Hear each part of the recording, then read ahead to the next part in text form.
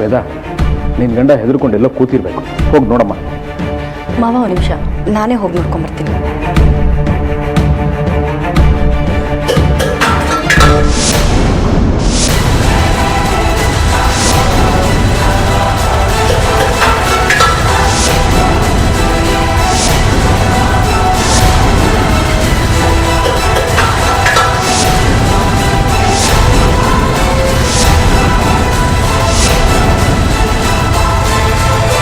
ಜಯಸಿಂಹ, ಜಯಸಿಂಹ. ಅಳಿಯಂದ್ರೆ ಏನಾಯ್ತ್ರಿ? ಕೆಳಗ್ ಬನ್ರಿ. ಅಳಿಯಂದ್ರೆ, ಅಳಿಯಂದ್ರೆ, ಅಳಿಯಂದ್ರೆ, ಏನಾಯ್ತು ನಿಮ್ಗೆ?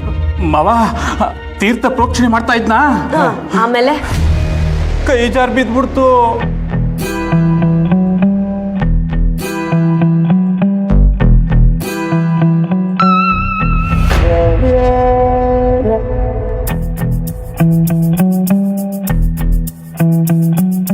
ಅಷ್ಟಕ್ಕೆ ಇಷ್ಟೆಲ್ಲ ಬಿಲ್ಡಪ್ ಬೇಕಿತ್ತಾ? ನಮ್ಗೆಲ್ಲ ಎಷ್ಟು ಭಯ ಆಗಿತ್ತು ಗೊತ್ತಾ? ವೇದವ್ರೆ, ನಾನು ಅಂದರೆ ನಿಮಗೆ ತುಂಬ ಇಷ್ಟ ಅಲ್ವಾ? ನನಗೇನಾದರೂ ಆಗೋಗುತ್ತೆ ಅಂತ ಭಯಪಟ್ರಾ?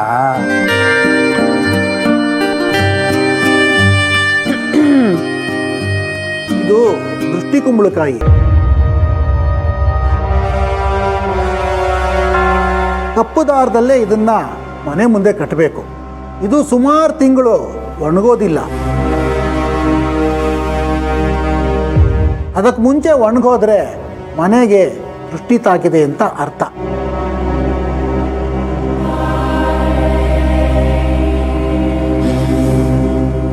ರೋಹಿತ್ರೆ, ಏನು ಹೇಳ್ತಿದ್ರಿ? ಭಯ ಪಡೋ ಅಗತ್ಯ ಇಲ್ಲ. ಇದು ದೃಷ್ಟಿ ಕುಂಬಳಕಾಯಿ ಆದ್ರಿಂದ ಕೆಟ್ಟ ದೃಷ್ಟಿ ಬಿದ್ದಿರೋದನ್ನ ಸೂಚಿಸುತ್ತೆ.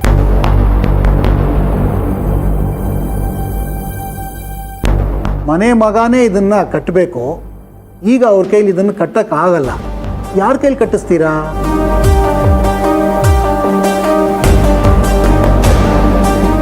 ಕೃಪಾಕರ್, ನೀವೇ ಇದನ್ನು ಕಟ್ಬಿಡಿ. ಭಾವ, ನಾನಾ? ಹೌದು, ನೀವು ಮತ್ತು ಜಯಸಿಂಹ ಈ ಮನೆಗೆ ಅಳಿಯಂದ್ರಲ್ಲ, ದೊಡ್ಡ ಮಗ ಚಿಕ್ಕ ಮಗ ಇದ್ದ ಹಾಗೆ. ನೀವೇ ಕಟ್ಟಿ.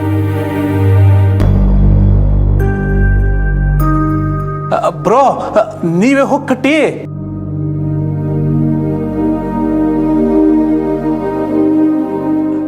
ಹೊಸ ಮನೆ ಅಲ್ವಾ, ಹೊಸ ಹೊಸ ಪದಗಳು ಬರ್ತಾ ಇರ್ತಾವಷ್ಟೇ.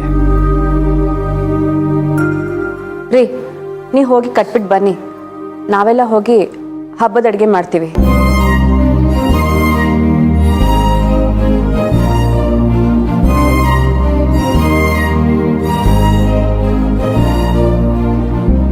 ಇವತ್ತು ನಮ್ಮ ಮನೇಲಿ ಇನ್ನೊಂದು ವಿಶೇಷ. ಇವತ್ತು ಅತ್ತಿಗೆನೆ ನಮ್ಮೆಲ್ಲರಿಗೂ ಪಾಯಸ ಮಾಡಿ ಬಡಿಸ್ತಾರೆ. ವಾವ್, ಆರತಿ ಮಾಡೋ ಪಾಯಸ ಅಂದ್ರೆ ಅಮೃತ ಕುಡ್ದಂಗಿರುತ್ತೆ. ಹೌದಮ್ಮ, ನಾನು ನಿನ್ನ ಕೈಯಾರೆ ನೀನು ಮಾಡೋ ಪಾಯಸ ತಿಂದು ತುಂಬ ದಿವಸ ಆಗಿದೆ. ಮಾಡಿ. ನೋಡ್ಕೊಂಡು ನಿಂತಿದ್ದೀರಲ್ಲ, ಹೋಗಿ ಶಿವ ಹಚ್ಕೊಡಿ. ಸರಿ ಮಾಮ.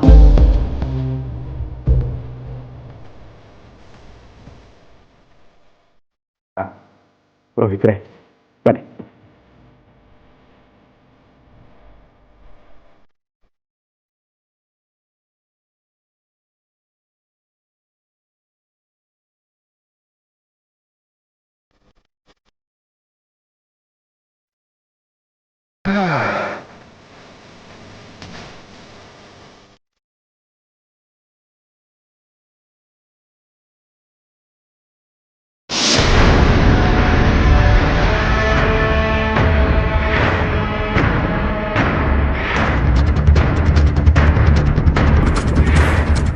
ಏನೋ ಹೇಳ್ತಾ ಇದ್ರಿ? ಕಿರು ಭಾಷೆ ಕೊಟ್ಟಿದ್ದಾನೆ, ಮುಹೂರ್ತ ಫಿಕ್ಸ್ ಆಗಿದೆ, ಹಾಗೆ ಹೀಗೆ ಅಂತ. ಮುಹೂರ್ತ ಫಿಕ್ಸ್ ಆಗಿದ್ದು ಅಶೋಕ್ ಸಾವಿಗಲ್ಲ, ಈ ಮನೆ ಒಳಗೆ ಬರೋದಕ್ಕೆ ಅಂತ ಈಗ ಗೊತ್ತಾಯ್ತು. ಏನು ಹೇಳ್ತಾ ಇದ್ರಿ? ಈ ಮನೆ ಪಾಸಿಟಿವ್ ವೈಬ್ರೇಷನ್ ಅಶೋಕ್ನ ಕ್ಯೂರ್ ಮಾಡ್ತಾ ಇದೆಯಾ? ಇನ್ನೇನು ಹೇಳಲಿ ನಾನು? ಎಲ್ಲರೂ ಪಾಸಿಟಿವ್ ಆಗಿ ಮಾತಾಡ್ತಾ ಇರಬೇಕಾದ್ರೆ ನಾನು ಏನಾದರೂ ಒಂದು ಡೈಲಾಗ್ ಹೊಡಿಬೇಕಲ್ಲ, ಸುಮ್ಮನೆ ಬಿಟ್ಟೆ ಅಷ್ಟೇ. ಆದರೂ ನಮ್ಮ ಪಾಲಿಗೆ ಖುಷಿ ಪಡುವಂಥ ವಿಷಯ ಯಾವುದು ಇಲ್ವಲ್ಲ. ಎಲ್ಲರೂ ಆ ಮನೆ ಬಿಟ್ಟು ಈ ಮನೆಗೆ ಬಂದಾಯಿತು, ಪೂಜೆನೂ ಆಯಿತು. ಇನ್ನು ಸ್ವಲ್ಪ ಹೊತ್ತಲ್ಲಿ ಸಿಹಿ ಊಟನೂ ಆಗುತ್ತೆ. ಎಲ್ಲರ ಮುಖದಲ್ಲೂ ನಗು ತಾಂಡವಾಡ್ತಾ ಇದೆ.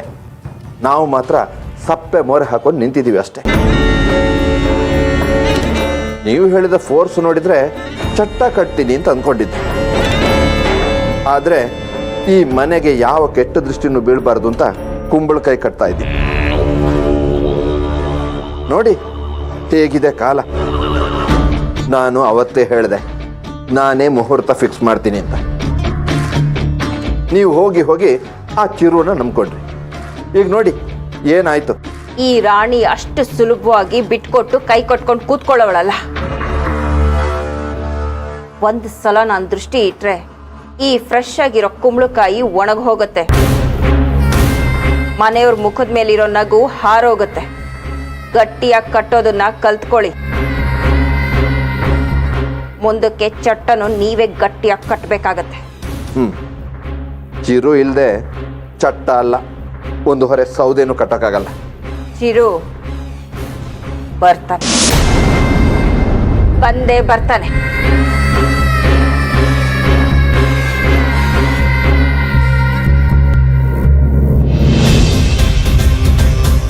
ಇವರೇನು ಭ್ರಮೇಲಿದ್ದಾರ? ಚಿರುನ ಕರ್ಕೊಂಬರೋದು ಅಷ್ಟು ಸುಲಭ ಅಂದ್ಕೊಂಡಿದ್ದಾರ? ಚಿರು ಬರ್ತಾನೆ ಬರ್ತಾನೆ ಅಂತ ಹೇಳ್ತಾನೆ ಇದ್ದಾರೆ.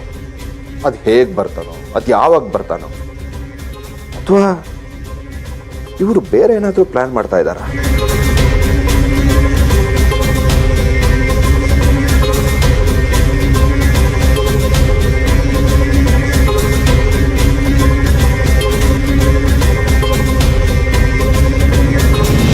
ವೇದ, ಕೋಸಂಬರಿಗೆ ಸೌತೆಕಾಯಿ ಹಚ್ಕೋ. ಊಟ ಲೇಟ್ ಆಗಿದೆ. ಹಸಿಮೆಣಸಿನ್ಕಾಯಿ ಜಾಸ್ತಿ ಹಾಕೋದು ಬೇಡ, ಆಸಿಡಿಟಿ ಆಗುತ್ತೆ. ಹಾಗೆ ಸೌತೆಕಾಯಿ ಜೊತೆಲಿ ಕ್ಯಾರೆಟು ತುರ್ಕೋ. ಅದಕ್ಕೆ ನೀವು ಸ್ವಲ್ಪ ಸಾಂಬಾರಿಗೆ ತರಕಾರಿ ಹಚ್ಕೊಡಿ. ಸರಿ ಅದಕ್ಕೆ ನೀವು ಹೇಳ್ದಾಗೆ ಆಗ್ಲಿ. ಮನೆಯವ್ರಿಗೆಲ್ಲ ರುಚಿ ರುಚಿಯಾಗಿ ಪಾಯಸ ರೆಡಿ ಮಾಡಿ. ಆರ್ತಿ, ನೀನು ಹೀಗೆ ನಗ್ನಗ್ತಾ ಅಡುಗೆ ಮಾಡಿದ್ರೆ ಅಡುಗೆನೂ ನಿನ್ನ ನಗು ಥರನೇ ಎಷ್ಟು ರುಚಿ ರುಚಿಯಾಗಿರುತ್ತೆ ಗೊತ್ತಾ? ಸಾಕು ರೇಗಿಸಿದ್ದು. ಅದಕ್ಕೆ ನೀವಿಷ್ಟು ಕಳಕಳಿಯಾಗಿರೋದನ್ನ ನೋಡಿ ತುಂಬಾ ದಿನಗಳೇ ಆಗೋಗಿತ್ತು. ಇವತ್ತು ನೀವು ನೋಡೋದಿಕ್ಕೆ ಹುಣ್ಣಿಮೆ ಚಂದ್ರನ್ ತರ ಕಾಣಿಸ್ತಿದ್ದೀರ. ಅದಕ್ಕೆ ನೀವು ಬೆಳದಿಂಗಳ ಚಂದ್ರ ಆದ್ರೆ ನಿಮ್ ಪಕ್ಕದಲ್ಲಿರೋ ನಕ್ಷತ್ರಗಳು ನಾವು. ನಿನ್ನಂಥ ನಾದ್ನಿ ಇವ್ರಂತ ಅದಕ್ಕೆ ಇದ್ರೆ ಎಲ್ಲಾನು ಸಾಧ್ಯ. ಓಹೋ, ನೋಡೇ ವೇದ, ನೀನು ಕೊಟ್ಟ ಕಾಂಪ್ಲಿಮೆಂಟ್ ಹಾಗೆ ವಾಪಸ್ ಬಂದ್ಬಿಡ್ತು. ಅದಕ್ಕೆ ಆರ್ತಿ ಎಲ್ರಿಗೂ ಇಷ್ಟ ಆಗೋದು. ಅದಕ್ಕೆ ಅಲ್ವಾ ಅದಕ್ಕೆ ನಮ್ಮನೆ ಸೊಸೆ ಆಗಿರೋದು, ನಾವು ಈ ಮನೆ ಮಕ್ಕಳಾಗಿರೋದು. ಅದು ಸರಿನೇ ಬಿಡು. ಹೋಗ್ಲಿಕ್ಕೆ ಸಾಕು, ನಾನು ಪಾಯಸ ಮಾಡಬೇಕು. ಸರಿ, ಶುರು ಮಾಡಿ.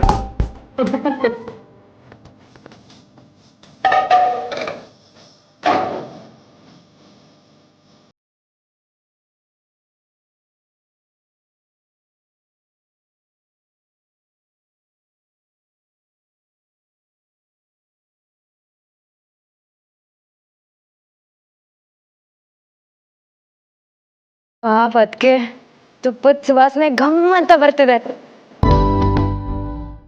ವೇದ, ನಮ್ಮ ಮನೇಲಿ ಈ ಸುವಾಸನೆ ಯಾರಿಗಿಷ್ಟ ಹೇಳು? ಇನ್ಯಾರಿಗಿಷ್ಟ? ಚಿರುಗಿ.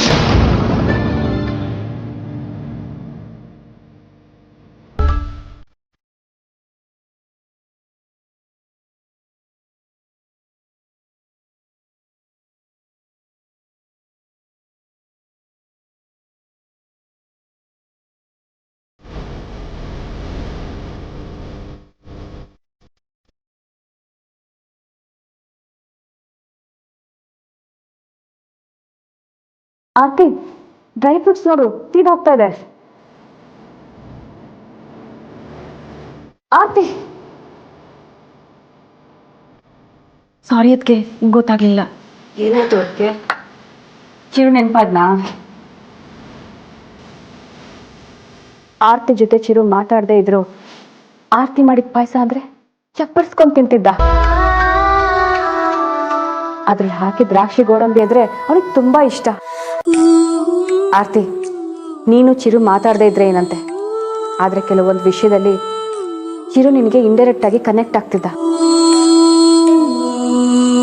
ನೀನ್ ಮಾಡೋ ಅಡುಗೆ ಅಂದ್ರೆ ಅವನಿಗೆ ತುಂಬಾ ಇಷ್ಟ. ನೀನು ಒಗೆಯೋ ಬಟ್ಟೆಗಳನ್ನೇ ಹಾಕೊಳ್ತಾ ಇದ್ದ. ನೀನು ರೆಡಿ ಮಾಡಿದ ಟಿಫನ್ನ ತಗೊಂಡು ಹೋಗ್ತಾ ಇದ್ದ. ಆದರೆ ಇದ್ಯಾವುದು ನೀನು ಮಾಡಿದ್ದು ಅಂತ ಅವನಿಗೆ ಗೊತ್ತೇ ಆಗ್ತಾ ಇರಲಿಲ್ಲ.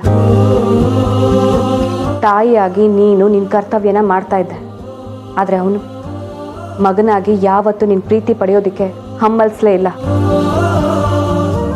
ಐ ಆಮ್ ಸಾರಿ ಆರ್ತಿ, ನಿನಗೆ ಮಾತ್ರ ಅಲ್ಲ, ಕೆಲವೊಂದು ಸಲ ಚಿರು ನೆನಪು ನಮಗೂ ಕಾಡುತ್ತೆ. ಆಗ ಅವನ ಬಗ್ಗೆ ಮಾತಾಡಬೇಕು ಅನ್ಸ್ಬಿಡುತ್ತೆ. ಪರವಾಗಿಲ್ಲ ಅದಕ್ಕೆ. ಸರಿ ಸರಿ, ಬೇಗ ಅಡುಗೆ ಮಾಡೋಣ, ಎಲ್ಲರೂ ಊಟಕ್ಕೆ ಕಾಯ್ತಿದ್ದಾರೆ. ಹೋಗಿ.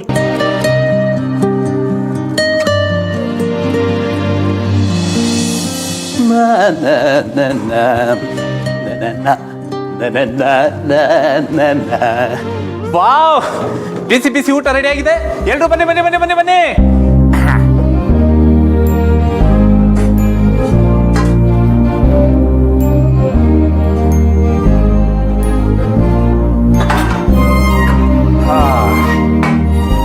ಎಲ್ಲರೂ ಹೀಗೆ ಒಟ್ಟಿಗೆ ಕೂತು ಊಟ ಮಾಡಿ ಎಷ್ಟು ಸಮಯ ಆಗಿತ್ತಲ್ವಾ? ನೀವು ಯಾವಾಗಲೂ ಫ್ಯಾಕ್ಟ್ರಿ ಫ್ಯಾಕ್ಟ್ರಿ ಅಂತ ಅಲ್ಲೇ ಇದ್ರೆ ಎಲ್ರು ಒಟ್ಟಿಗೆ ಕುಳಿತು ಊಟ ಮಾಡೋದಕ್ಕೆ ಹೇಗಾಗುತ್ತೆ ಬ್ರೋ? ಅಳಿಯಂದ್ರೆ ಹೇಳ್ತಿರೋದು ಸರಿಯಾಗಿದೆ. ನಾವೆಲ್ಲರೂ ಛಿದ್ರ ಆಗೋಗಿದ್ವಿ. ಈ ಮನೆ ನಮ್ಮೆಲ್ಲರನ್ನು ಒಟ್ಟುಗೂಡಿಸಿದೆ.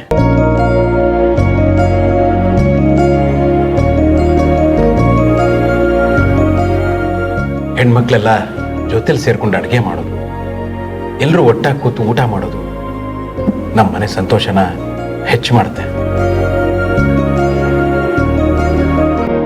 ಚಿಕ್ಕಪ್ಪ, ಇವತ್ತು ಅಡುಗೆ ಎಲ್ಲ ಆರ್ತಿನೇ ಮಾಡಿದ್ದು, ನಾವು ಜಸ್ಟ್ ಹೆಲ್ಪ್ ಮಾಡಿದ್ವಿ ಅಷ್ಟೇ. ಹೌದು ಪಪ್ಪ, ನಮ್ಮೆಲ್ರಿಗೂ ಅಡುಗೆ ಮಾಡಿ ಬಡಿಸ್ಬೇಕು ಅಂತ ಅದಕ್ಕೆ ತುಂಬಾ ಆಸೆ ಪಟ್ಟು ಅಡುಗೆ ಮಾಡಿದ್ದಾರೆ.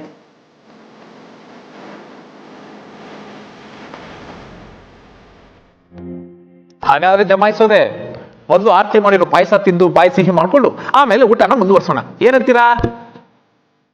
ಆಗಬಹುದು.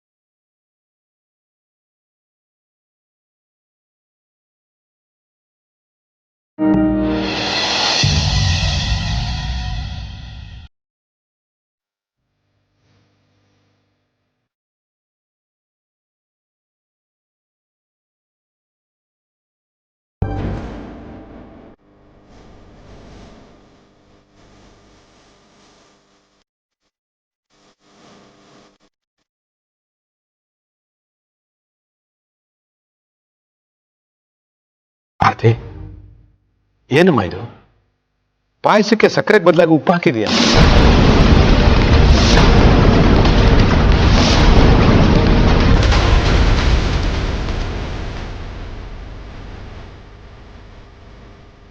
ಇಲ್ಲ ಮಾವ, ನಾನು ಸಕ್ಕರೆ ಹಾಕಿ ಮಾಡಿದ್ದು. ಇಲ್ಲ ಆರತಿ, ಉಪ್ಪು ಹಾಕಿದೆ.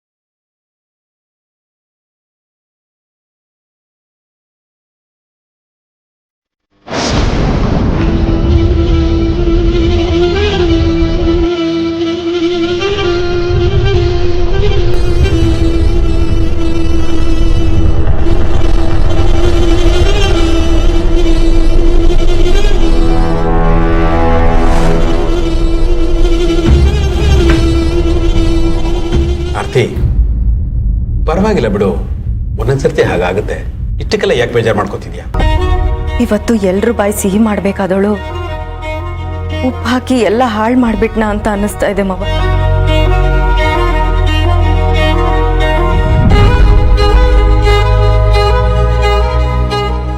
ಆದ್ರೆ ನನ್ನ ಪಾಯಸಕ್ಕೆ ಸಕ್ಕರೆನೇ ಹಾಕಿದ್ದೆ ಮವ. ಅದು ಉಪ್ಪು ಹೇಗಾಯ್ತು ಅಂತ ನನಗೆ ನಿಜವಾಗ್ಲೂ ಗೊತ್ತಾಗ್ತಾ ಇಲ್ಲ.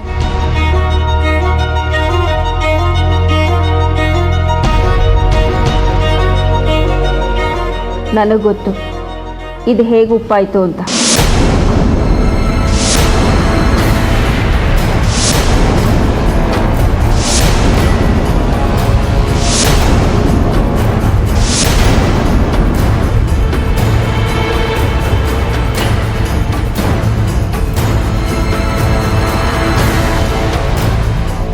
ಆರ್ತಿಗೆ ಬೆಳಿಗ್ಗೆಯಿಂದ ಚಿರು ನೆನಪು ಕಾಡ್ತಾ ಇದೆ.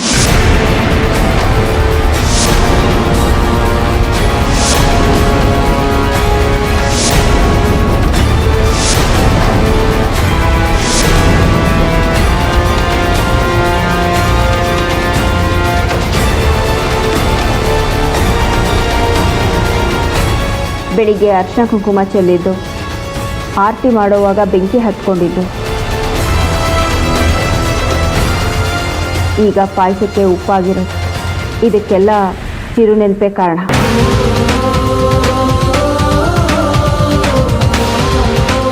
ಆರತಿಗೆ ಚಿರು ನೆನಪು ಎಷ್ಟು ಕಾಡ್ತಾ ಇದೆ ಅಂದರೆ ಚಿರುಗಿಷ್ಟ ಆಗೋ ಚಿತ್ರಾನ್ನ ಮೊಸರನ್ನೂ ಮಾಡಿದ್ದಾಳೆ.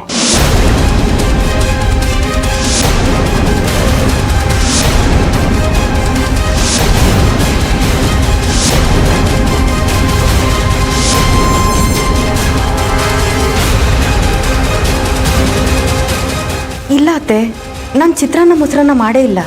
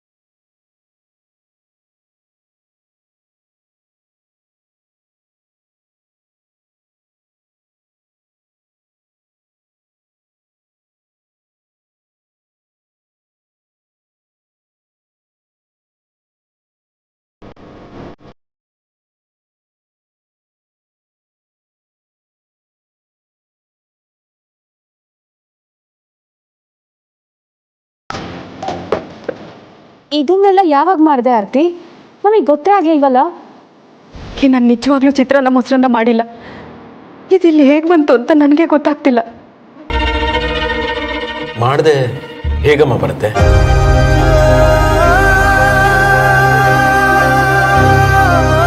ಆರ್ತಿಗೆ ಚಿರು ಸತ್ತಿಲ್ಲ ಅನ್ನೋ ಭ್ರಮೆ, ಅದಕ್ಕೆ ಅವನಿಗಿಷ್ಟ ಆಗೋ ಅಡುಗೆ ಎಲ್ಲ ಮಾಡಿದಾಳೆ.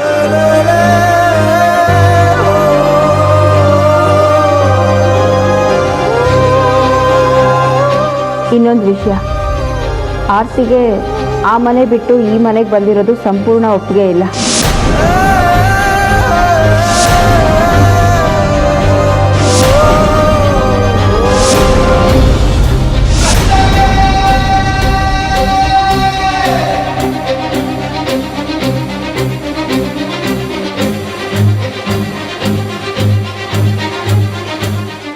ಅಲ್ವಾ ಆರ್ತಿ?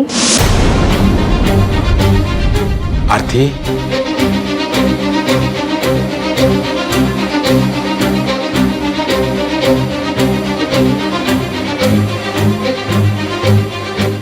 ಆರ್ತಿ ದೇಹ ಮಾತ್ರ ಇಲ್ಲಿಗೆ ಬಂದಿದೆ, ಮನಸ್ಸೆಲ್ಲ ಹಳೆ ಮನೇಲೇ ಇದೆ.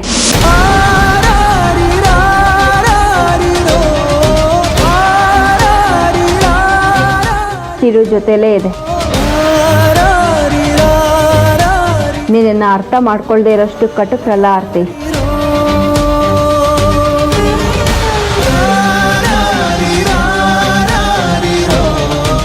ಆರ್ತಿ, ನಿನಗೆ ಮರೆಯೋದಕ್ಕೆ ಕಾಲಾವಕಾಶ ಬೇಕು ಅನ್ನೋದು ನಮ್ಗೆ ಚೆನ್ನಾಗಿ ಗೊತ್ತಮ್ಮ. ನೀನು ಉಪ್ಪು ಹಾಕ್ಬಿಟ್ಟೆ ಅಂತ ನಾವು ಯಾರೂ ಬೇಜಾರು ಮಾಡ್ಕೊಂಡಿಲ್ಲ. ಸಕ್ಕರೆ ಬದಲು ಉಪ್ಪು ಹಾಕದ್ನಲ್ಲ ಅಂತ ನೀನು ಫೀಲ್ ಮಾಡ್ಕೋಬೇಡ.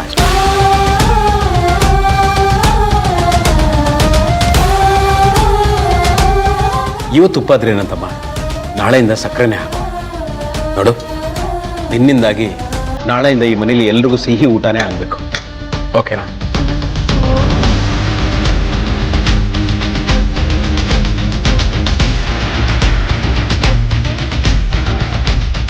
ಆರ್ತಿಗೆ ಚಿರು ನೆನಪು ಕಾಡ್ತಿದೆ ಅಲ್ವಾ? ಈಗೇನು ಚಿರಿಂದ ಕರ್ಸೋಣ ಬಿಡಿ.